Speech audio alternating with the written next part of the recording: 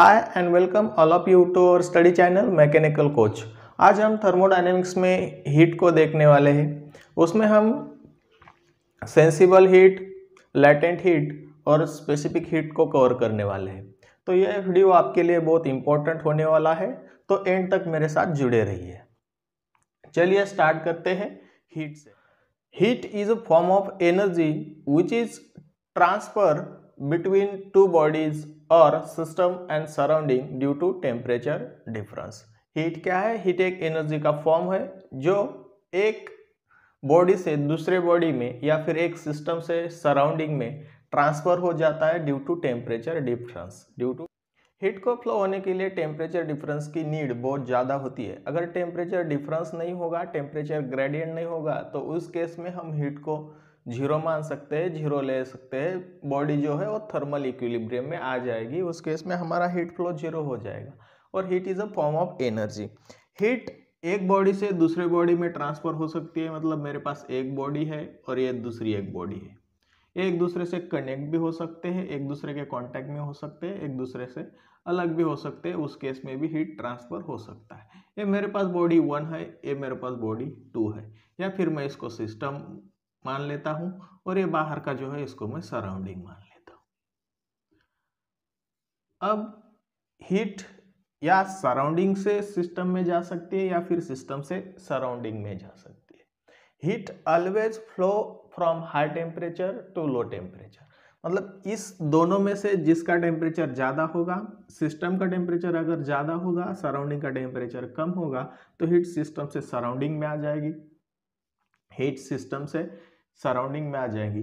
और अगर सराउंडिंग का टेम्परेचर ज़्यादा है, सिस्टम का टेम्परेचर कम है, तो हीट सराउंडिंग से सिस्टम में जाएगी, सराउंडिंग से सिस्टम में जाएगी।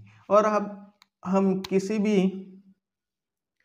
सिस्टम को अगर हीट सप्लाइड करते हैं, अगर किसी भी सिस्टम को हम हीट सप्लाइड करते हैं, तो इसे हम बोलते हैं, हम साइन लेते हैं पॉजिटिव हीट। अगर हीट सप्लाइड कर रहे हैं तो हम लेते हैं पॉजिटिव। और अगर किसी सिस्टम से हीट बाहर आ रही है, मतलब हीट हम अगर रिजेक्ट कर रहे हैं, तो उसे हम लेते हैं नेगेटिव हीट। सिंबल ले रहा हूँ मैं, ये हम आगे भी देखेंगे, लेकिन अभी यहाँ पे मैं सिर्फ बता रहा हूँ। अगर हीट हम सप्लाइड करते हैं तो हम लेते हैं पॉजिटिव, अगर हीट हम रिजेक्ट करते हैं किसी सिस्टम से, उसे हम लेते हैं नेगेटिव हीट। और अगर जिसका टेम्परेचर ज़्यादा होगा, हीट वहाँ से फ्लो करेगी कम टेम्परेचर के साइड में। इस दो बॉडी में अगर इस 2 बॉडी का टेम्परेचर ज़्यादा है और 1 बॉडी का टेम्परेचर ज़्यादा है, तो ये जो सेकेंड नंबर की बॉडी है जिसका टेम्परेचर ज़्यादा है, वो हीट रेडिएट करेगी, और ये जो फर्स्ट बॉडी है वो हीट गेन करेगी। और इसका जो हीट, जिस बॉडी को हम हीट देंगे उसका टेम्परेचर बढ़ता जाएगा, और जिस बॉडी से हम हीट निकालेंगे उसका टेम्परेचर गिरता जाएगा। राइट। तो ये सेकेंड बॉडी का हीट ये सप्लाइड कर रहा है, तो इसका टेम्परेचर कम होते होते और ये फर्स्ट बॉडी का टेम्परेचर इंक्रीज होता रहेगा और सेकेंड बॉडी का टेम्परेचर डिक्रीज होता रहेगा। जब ये दोनों का temperature T1 is equal to T2 हो जाएगा, उस केस में हमारा हीट फ्लो होना बंद हो जाएगा, स्टॉप हो जाएगा, और उसे हम, उस कंडीशन को हम बोलते हैं थर्मल इक्विलिब्रियम, जो कि हमें जीरोथ लॉ ऑफ थर्मोडायनेमिक्स में दिया था। अब हम हीट के कुछ पॉइंट्स देखते हैं। जैसे कि हीट जो होता है वो पाथ फंक्शन होता है। पाथ फंक्शन, पॉइंट फंक्शन मैंने पिछले लेक्चर में आपको बता दिया है। तो हीट जो है वो पाथ फंक्शन है। हीट जो पाथ फंक्शन है मतलब बाउंड्री फिनोमिना होगा। Path function heat is boundary phenomena है। इन एग्जैक्ट डिफरेंशियल, और इसको हम इनपरफेक्ट डिफरेंशियल भी बोल सकते हैं। हीट क्या है? पाथ फंक्शन है, बाउंड्री फिना है, इन एग्जैक्ट डिफरेंशियल और इम्परफेक्ट डिफरेंशियल हम बोल सकते हैं हीट को। हीट की यूनिट होता है जूल। हीट का यूनिट होता है जूल। यहाँ हम कई बार इसे कैलोरी में लेते हैं। अक्सर आपने कोई पाउच वगैरह जो भी खरीदते हैं तो उसके पीछे कैलोरी में लिखा हुआ होता है, तो कैलोरी भी एक हीट का यूनिट है। उसके बाद हीट के जो डिफरेंट टाइप्स होते हैं, जैसे कि सेंसिबल हीट होता है, लैटेंट हीट होता है और स्पेसिफिक हीट होता है। तो उसके बारे में अब हम यहाँ पे देख लेते हैं। सेंसिबल हीट और लेटेंट हीट क्या होता है, इसके बारे में समझने के लिए मैंने यहाँ पे एक डायग्राम निकाला है। टेम्परेचर वर्सेस हीट का एक ग्राफ मैं यहाँ पे क्रिएट करूँगा, उससे आप इजीली समझ जाएंगे कि सेंसिबल हीट और लेटेंट हीट में क्या डिफरेंस होता है। तो यहाँ पे y एक्सिस पे मैंने टेम्परेचर लिए है और x एक्सिस पे मैंने हीट लिया है। मतलब मैं किसी ऑब्जेक्ट को, किसी सिस्टम को कंटिन्यूसली हीट कर रहा हूँ और इसका जो वैल्यू है वो x एक्सिस पे बढ़ता जाएगा, टेम्परेचर का वैल्यू y एक्सिस पे बढ़ता जाएगा। अब इसको समझने के लिए मेरे पास एक, मान लेते हैं मेरे पास यहाँ पे एक आइस है,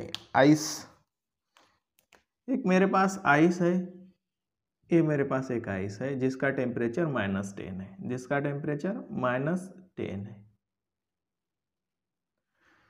अब इस आइस को मैं हीट करता हूँ।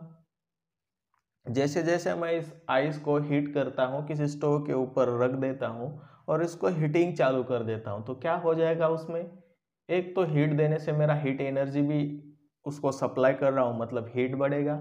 सेकेंड, उसको मैं कंटिन्यूसली हीट दे रहा हूँ, तो आइस जो है उसका जो टेम्परेचर था -10 डिग्री सेल्सियस, वो -10 डिग्री सेल्सियस से कम होते होते होते होते 0 तक आ जाएगा। मतलब हीट भी दे रहा हूं मैं और टेम्परेचर भी बढ़ रहा हूं, तो मेरा ग्राफ कुछ इस तरह से आएगा, ग्राफ कुछ इस तरह से आएगा 0 डिग्री सेल्सियस तक। अब जब ये आइस जो था वो 0 डिग्री पे आ जाएगा, उस केस में उसका वाटर होना चालू हो जाएगा, वो वाटर में कन्वर्ट होना स्टार्ट हो जाएगा। अब जब -10 से 0 तक, ये मैं सेपरेटली इसको स्टडी करता हूँ, जो आइस था उसको मैं हीट करता हूँ, तो मेरा हीट भी बढ़ रहा है और टेम्परेचर भी बढ़ रहा है, और इसी कंडीशन को हम बोलते हैं सेंसिबल हीट, और इसी को हम बोलते हैं सेंसिबल हीट। अगर हम किसी सिस्टम को हीट देते हैं, हीट सप्लाइड करते हैं, अगर किसी सिस्टम को हम हीट सप्लाइड करते हैं, तो इसका जो टेम्परेचर होगा, टेम्परेचर में चेंजेस होगा, टेम्परेचर इंक्रीज होगा। अगर हम हीट निकालेंगे, अगर किसी सिस्टम से हीट निकालेंगे, तो इसका टेम्परेचर भी गिर जाएगा। मतलब अगर मैं किस हीट देता हूँ तो टेम्परेचर चेंज हो जाता है, हीट लगाता हूँ तो टेम्परेचर बढ़ जाता है, हीट निकालता हूँ टेम्परेचर कम हो जाता है। मतलब सेंसिबल है। अगर हीट देता हूँ तो मैं सेंस कर पा रहा हूँ, अगर हीट सप्लाई करता हूँ तो मैं सेंस कर रहा हूँ कि टेम्परेचर इंक्रीज हो रहा है या टेम्परेचर डिक्रीज हो रहा है। तो मुझे सेंस आ रहा है टेम्परेचर इंक्रीज हो रहा है, टेम्परेचर डिक्रीज हो रहा है, तो इसी को हम बोलते हैं sensible heat.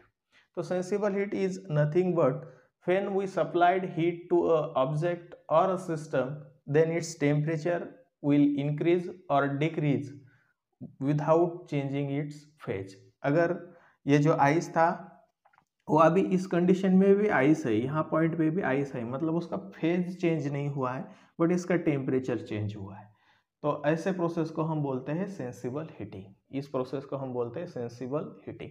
Sensible, temperature increase हो रहा है बट फेज कांस्टेंट है, टेम्परेचर इंक्रीज होगा, फेज कांस्टेंट। अब जैसे ही ये आइस 0 डिग्री सेल्सियस पे आ जाएगा तो वाटर में कन्वर्ट होना स्टार्ट हो जाएगा, तो वाटर में कन्वर्ट होना स्टार्ट हो जाएगा।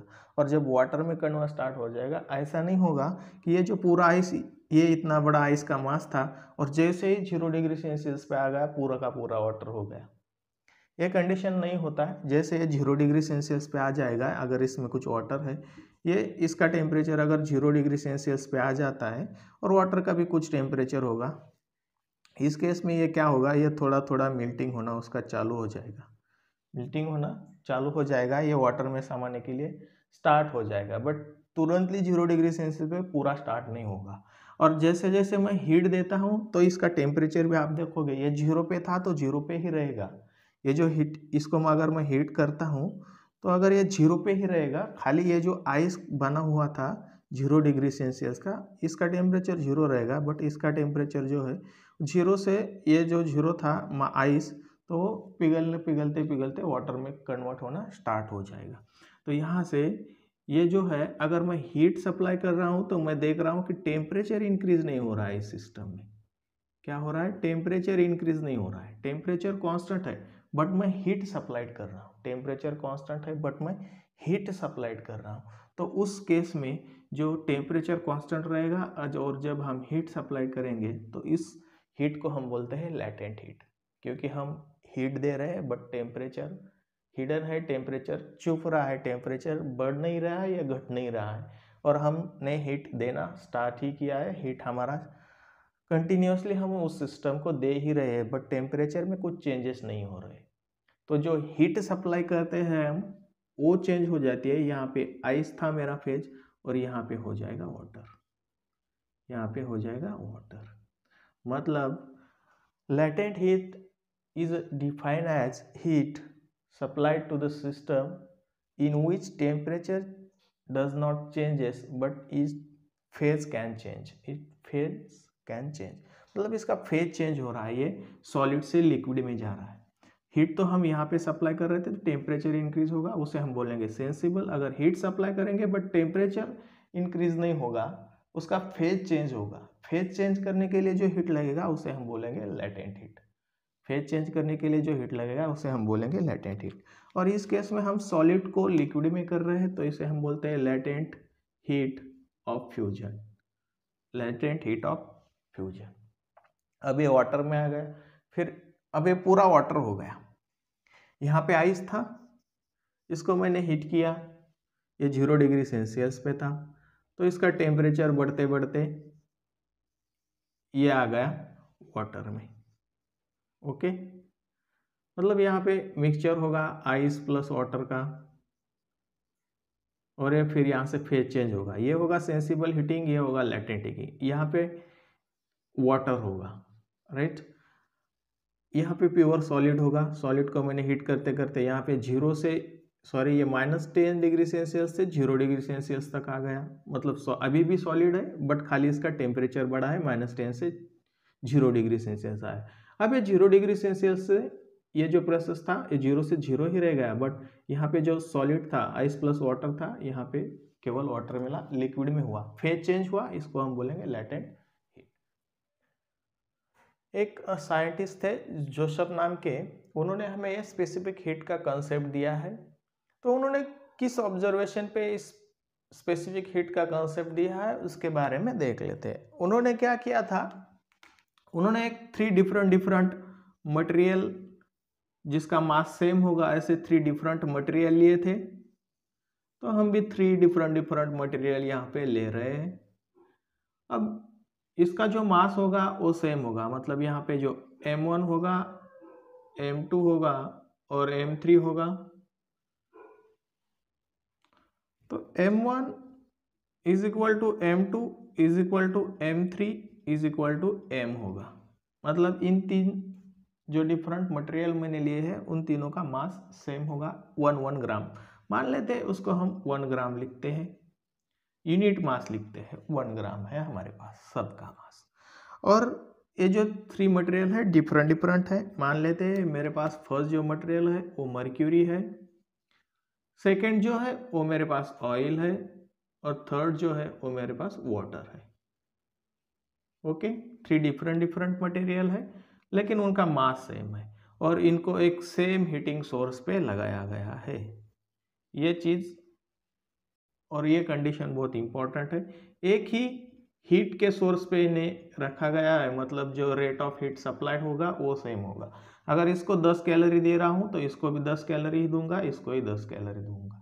इसको 20 जूल दे रहा हूँ तो इसको भी 20 जूल, इसको भी 20 जूल इन सेम टाइम। मतलब इसका जो रेट होगा हीटिंग का वो तीनों के लिए सेम होगा। तो उनको एक ऑब्जर्व हो गया, अगर मैं इसका मास भी सेम रखता हूँ और इसको हीटिंग भी सेम दे रहा हूँ, उस केस में भी अगर इसको सबका टेम्परेचर 1 डिग्री सेल्सियस है फर्स्ट कंडीशन में, अगर सबका टेम्परेचर 1 डिग्री सेल्सियस है इनिशियल लेवल पे, मास सेम है और इसका हीटिंग का सोर्स भी सेम है, उस कंडीशन में अगर हीट देता हूँ तो मुझे कुछ टाइम के बाद इसको जो 2 डिग्री सेल्सियस टेम्परेचर होगा, जिस टाइम पे इसका 2 डिग्री सेल्सियस टेम्परेचर होगा उसी टाइम इसका भी 2 डिग्री सेल्सियस होना चाहिए था और इसका भी 2 डिग्री सेल्सियस होना चाहिए था, क्योंकि इसका मास भी सेम है और हम हीट भी सेम कर रहे थे। बट ये ऑब्जर्व हो गया, अगर 2 सेकेंड में इसका टेम्परेचर 2 डिग्री सेल्सियस हो रहा है तो ये 4 सेकेंड ले रहा है 2 डिग्री सेल्सियस C होने के लिए, और ये 8 सेकेंड ले रहा है 2 डिग्री सेल्सियस C होने के लिए, 2 डिग्री सेल्सियस C होने के लिए। तो टाइम डिफरेंट लग रहा है, मतलब हीट ज़्यादा ले रहा है। ये 1 से 2 डिग्री सेल्सियस में जाने के लिए हीट अभी हम सेम सप्लाई कर रहे हैं, पर 2 सेकेंड में वो हीट कम हीट लेके 1 डिग्री सेल्सियस टेम्परेचर चेंज कर रहा है। ये ज़्यादा हीट लेगा इससे, क्योंकि इसको 4 सेकेंड लग रहे हैं, और ये इससे भी ज़्यादा लेगा क्योंकि इसको 8 सेकेंड लग रहे हैं। Specific heat is defined as amount of heat required to raise the temperature of unit mass through unit degree Celsius. मतलब मेरे पास 1 ग्राम का वाटर है, और इसको 1 डिग्री सेल्सियस से 2 डिग्री सेल्सियस में जाने के लिए मुझे जो हीट सप्लाइड करना पड़ेगा, उसको हम बोलेंगे स्पेसिफिक हीट। अगर वाटर है तो वाटर का स्पेसिफिक हीट अलग रहेगा। अगर दूसरा मटेरियल है, मर्क्यूरी है, सेम 1 ही ग्राम का, और उसको मैं 1 डिग्री सेल्सियस से 2 डिग्री सेल्सियस लेना चाहता हूँ, तो यहाँ पे जो मैं हीट सप्लाइड करूँगा और यहाँ पे जो हीट सप्लाइड करूँगा, ये दोनों की क्वांटिटी अलग अलग होगी, और उसको हम बोलेंगे specific heat of that material. Water का जो स्पेसिफिक हीट होता है वो होता है 4.187 किलो जूल पर केजी डिग्री केल्विन, किलोजूल पर केजी डिग्री केल्विन। इसका मतलब है अगर मुझे एक किलो जूल से वाटर को हीट सप्लाई करने पे 1 केजी में मुझे 1 डिग्री सेल्सियस या 1 डिग्री केल्विन का टेम्परेचर राइज हो जाता है। 1 केजी का मेरे पास वाटर है, अगर मैं इसको 1 किलो जूल हीट देता हूँ, ये 1 केजी का है, अगर इसको मैं 1 किलो जूल हीट देता हूँ तो उस टाइम पे इसका टेम्परेचर है तो वो 1 डिग्री सेल्सियस से बढ़ जाएगा, 1 डिग्री सेल्सियस से बढ़ जाएगा। अगर ये मेरे पास 1 केजी का ये है, और इसको मैं यहाँ पे हो जाएगा 4.187 किलो जूल, जब मैं हीट इसको सप्लाई करूँगा तो ये कन्वर्ट हो जाएगा 1 degree Celsius to 2 degree Celsius. इसे हम बोलते हैं स्पेसिफिक हीट। अब स्पेसिफिक हीट 2 टाइप्स की होती है, एक होती है specific heat at constant volume, और सेकंड होता है specific heat at constant pressure, जिसे हम बोलते हैं CP और CV।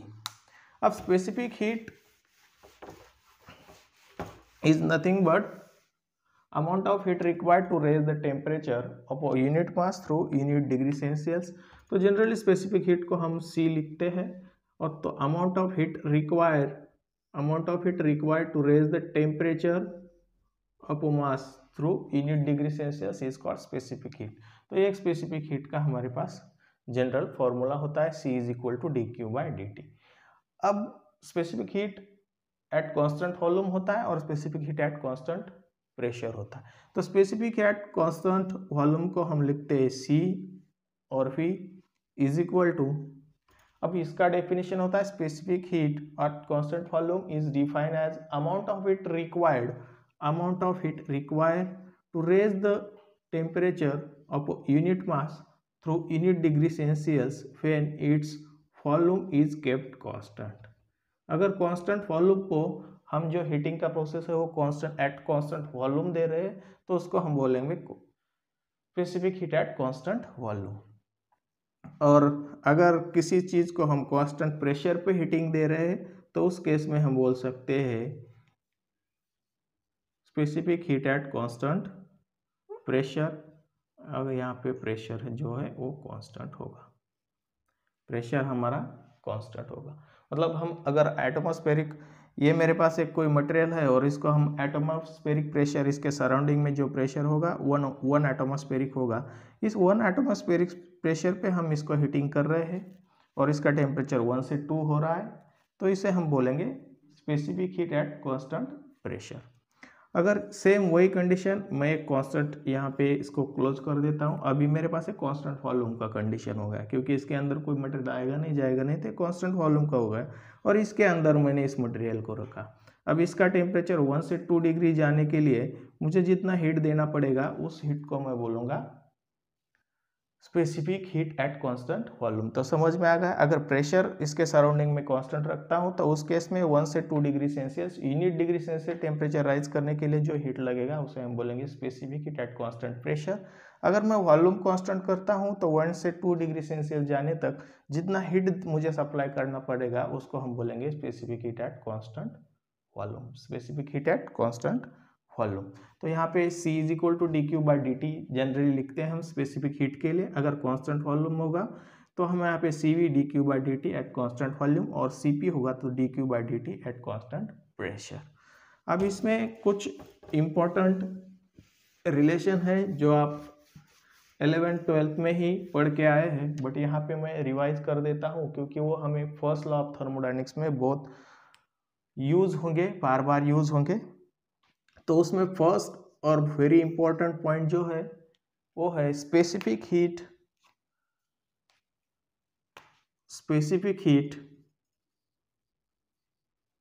Eight constant pressure. Specific heat at constant pressure मतलब CP is always greater than specific heat at constant volume मतलब CP जो है वो ऑलवेज ग्रेटर देन होगा CV से। Specific heat at constant pressure is always greater than होगा specific heat at constant volume, but ये होता है फॉर गैसेस, ये सिर्फ गैसेस के लिए होता है। Specific heat CP is always greater than CV for gases. अब अगर ग्रेटर होगा तो कितना ग्रेटर होगा ये हमें कौन बताएगा? तो इसके लिए जो मेयर नाम के साइंटिस्ट थे तो उन्होंने एक इक्वेशन डिराइव किया था, वो था CP माइनस CV, और इसका जो डिफरेंस होता है वो बराबर होता है R के। इसका जो डिफरेंस होता है वो इज इक्वल टू R। अब इस R को हम बोलते हैं gas constant. R is equal to gas constant, क्योंकि ये मैं सिर्फ गैस के लिए देख रहा हूँ, यहाँ पे लिखा भी है CP is always greater than CV for gases. अगर गैसेस होंगे तभी ये फॉलो होगा, और ये कितना बड़ा होगा CP CV से? CP minus CV is equal to R। R क्या है? Gas constant. R क्या है? Gas constant. अगर गैस कांस्टेंट R को आप निकालना चाहते हैं तो उसका एक फॉर्मूला होता है RU डिवाइडेड बाय M। अब यहाँ पे RU क्या है? RU होता है यहाँ पे universal gas constant, universal gas constant, और इसका वैल्यू होता है 8.314 किलोजूल पर केजी पर मोल डिग्री केल्विन। ओके, 8.314 किलोजूल पर केजी डिग्री मोल डिग्री केल्विन, ये यूनिवर्सल गैस कांस्टेंट है, इसका वैल्यू 8.314 किलोजूल पर केजी होता है। और यहाँ पे जो कैपिटल M लिखा है वो होता है मॉलिक्यूलर वेट, राइट। तो गैस की कंडीशन में specific heat at constant pressure is always greater than specific heat at constant volume, और वो जिसका CP minus CV is equal to R, इसे बोलते हैं हम मेयर्स इक्वेशन। R क्या है? Gas constant. गैस कांस्टेंट को निकालने के लिए universal gas constant divided by molecular wait, तो यहाँ से हमें गैस कांस्टेंट मिल जाएगा। अब नेक्स्ट गैसेस के लिए देखा है, अगर सॉलिड और लिक्विड होंगे तो सॉलिड और लिक्विड के केस में CP is equal to CV होता है। सॉलिड और लिक्विड के केस में CP is equal to CV होता है, और इसे हम जनरली लिख सकते हैं फॉर इनकॉम्प्रेसिबल फ्लूइड, या फिर आपको यहाँ पे लिख सकते हो लिक्विड हो या सॉलिड हो, तो उस केस में CP इज अप्रोक्सीमेटली इक्वल होता है CV के। अगर कोई आपके पास लिक्विड है या फिर सॉलिड है और उसे आप कांस्टेंट प्रेशर या कांस्टेंट वॉल्यूम पे हीटिंग कर रहे हो, तो उसको 1 डिग्री सेल्सियस टेम्परेचर का डिफरेंस क्रॉस करने में जो हीट लगेगा वो अप्रोक्सीमेटली सेम लगेगा। स्पेसिफिक हीट जो लगेगा वो दोनों केस में बराबर रहेगा जब हमारे पास लिक्विड और सॉलिड होंगे तब। तो CP is always greater than CV for gases, CP minus CV is equal to R। अब और एक यहाँ पे रिलेशन हमारे लिए बहुत इंपॉर्टेंट है, और वो है heat capacity ratio. Specific heat का जो कैपेसिटी रेशियो होगा उसको हम डिनोट करते हैं गामा से, उसको हम डिनोट करते हैं गामा से। ये बहुत बार आगे भी चल के यूज़ हो जाएगा। तो इसको डिफाइन करते हैं heat specific heat ratio is nothing but the ratio of specific heat at constant pressure to the specific heat at constant volume. Heat capacity ratio gamma is equal to Cp divided by Cv। Air के condition में आप इसको पता है आपको 1.4 ले लेते हैं, तो Cp डिवाइडेड बाय Cv। 1.4 मतलब Cp ज़्यादा होगा Cv कम होगा, वो गैसेस के केस में होता है। अगर कोई लिक्विड और सॉलिड है तो ये गामा का वैल्यू है वो अप्रोक्सीमेटली 1 के बराबर होगा, क्योंकि Cp और Cv एक दूसरे से अप्रोक्सीमेटली इक्वल में होते हैं लिक्विड और गैस के केस में। अब gamma is equal to Cp divided by Cv। दूसरा एक हमें देखा था Cp minus Cv is equal to R होता है, और इसमें और कुछ रिलेशन है, जैसे कि Cv को अगर आप निकालना चाहते हैं तो आप ले सकते हैं R divided by gamma minus 1, और अगर आप Cp को निकालना चाहते हैं तो आप ले सकते हैं gamma R divided by gamma minus 1। तो ये कुछ फॉर्मूलेज है जो आपने बहुत बार सुने हैं, बहुत बार इसको पढ़ा है, या आगे चल के फर्स्ट लॉ ऑफ थर्मोडायनेमिक्स में ही नहीं पूरे इंजीनियरिंग में बहुत इंपॉर्टेंस रखते हैं और बार बार यूज हो जाते हैं। तो ये आपको याद रखना है, gamma is equal to Cp divided by Cv, Cp minus Cv is equal to R, R is equal to, R को हम कहते हैं गैस कांस्टेंट, इसका वैल्यू फॉर्मूला होता है universal gas constant divided by molecular weight. Universal gas constant का value होता है 8.314 किलोजूल पर केजी डिग्री केल्विन। Cv को निकालना है तो R divided by gamma minus 1, Cp को निकालना है तो gamma R divided by gamma minus 1। तो अब हम एक ओवरलुक कर लेते हैं मोड्स ऑफ हीट ट्रांसफर। तो हीट जो ट्रांसफर है वो सॉलिड से लिक्विड भी हो सकता है, सॉलिड से सॉलिड भी हो सकता है, सॉलिड से गैस भी हो सकता है। तो फर्स्ट जो कंडीशन होता है हमारे पास, मान लीजिए मेरे पास एक मेटल का बॉल है और एक दूसरा बॉल है, इसमें सरफेस कांटेक्ट है और हीट यहाँ से यहाँ पे, heat is always flow from high temperature to low temperature. तो उस केस में हम उसके कहते हैं कंडक्शन। अगर कोई बॉडी किसी के फिजिकल कांटेक्ट में है और heat is flow due to the vibration of molecules, due to the vibration of molecules, अगर मैं इसको, इस ऑब्जेक्ट का टेम्परेचर ज़्यादा है तो इसके जो मॉलिक्यूल्स होंगे वो ज़्यादा वाइब्रेशन में होंगे एज कम्पेयर टू दिस, और ये जो वाइब्रेशन है इस मॉलिक्यूल को ट्रांसफर होगा और इसका भी टेम्परेचर बढ़ेगा, और ये प्रोसेस चलता रहेगा जब तक ये दोनों का टेम्परेचर सेम ना हो जाए। उस कंडीशन को हम बोलते हैं कंडक्शन, उस कंडीशन हम बोलते हैं कंडक्शन। ऐसा नहीं है कि कंडक्शन सिर्फ सॉलिड में हो सकता है, कंडक्शन सॉलिड में भी हो सकता है, कंडक्शन लिक्विड में भी हो सकता है, और कंडक्शन मोड जो है वो गैसेस में भी हो सकता है। बट सॉलिड में ज़्यादा होता है क्योंकि वहाँ पे मॉलिक्यूल्स ज़्यादा एक दूसरे के साथ कनेक्टेड रहते हैं, लिक्विड में थोड़ा कम होता है और गैसेस में निग्लिजिबल होता है, बट हो जाता है। कंडक्शन सॉलिड, लिक्विड और गैसेस में हो सकता है। सेकेंड जो हमारा मोड्स ऑफ हीट ट्रांसफर होता है वो होता है कन्वेक्शन। अब जनरली हमें पता है कन्वेक्शन जो है वो लिक्विड में होता है, वाटर के बीच या वाटर और किसी और सरफेस जैसे कि वाटर और मिल्क के बीच में अगर कोई हीट ट्रांसफर हो रहा है, दो लिक्विड के बीच में हीट ट्रांसफर हो रहा है तो उसे हम बोलते हैं कन्वेक्शन, उसे हम बोलते हैं कन्वेक्शन। और कन्वेक्शन सॉलिड में नहीं हो सकता है क्योंकि